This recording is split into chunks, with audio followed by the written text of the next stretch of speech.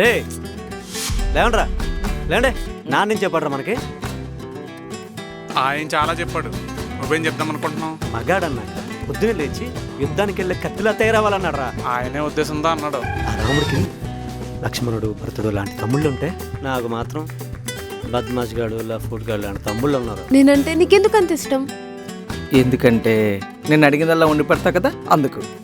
ఛీ, మరి నేనంటే నీకెందుకంత ఇష్టం? నేనేం వండినా సరే మిగిలచ్చకుండా తింటావు కాబట్టి. చీచి, దేవుడు ఇప్పుడు మనకు దగ్గరగానే ఉంటాడు, మనమే దేవుడికి దూరంగా ఉంటాం.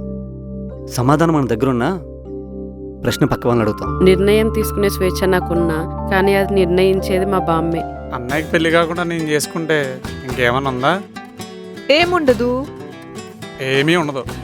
తాతయ్యకి ఎలా ఉన్నా పర్లేదు, కానీ పద్ధతిగా లేకపోతే మాత్రం పైసా కూడా ఇవ్వడం. అంతే.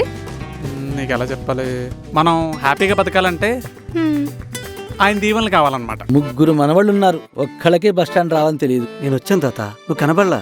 ఫోన్ కూడా చేసా, స్విచ్ ఆఫ్ అని వచ్చింది. అదేం లేదురా మనవడా, ఊళ్ళో ఉన్న మీ మామలందరూ ఫోన్ చేసరికల్లా ఛార్జింగ్ అయిపోయింది. బస్ దిగానే ఛార్జింగ్ పెట్టుకోవచ్చుగా. పెట్టుకోవచ్చు కానీ. ఓహో, ఇక్కడ కూడా మొదలెట్టేసావా నీ పత్తి వ్యాపారం? ఈవిడింత ఎలా ఉండిపోయింది? అమ్మడి అమ్మ, మా ఊరు చూస్తున్నాడు, ఈవిడ చూస్తున్నాడు. నీ ఒక్కడ కక్కుర్తు వల్ల ఇంతమంది బాధపడుతున్నారు చూడొకసారి.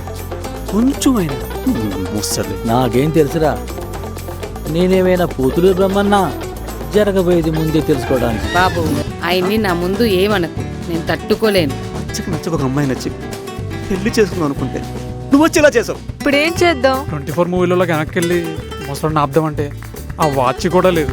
అక్కా చెల్లెలు పెళ్లి చేసుకుందాం అనుకుంటే అన్నా చెల్లెలు చేసి కూర్చోబెట్టారు కదా.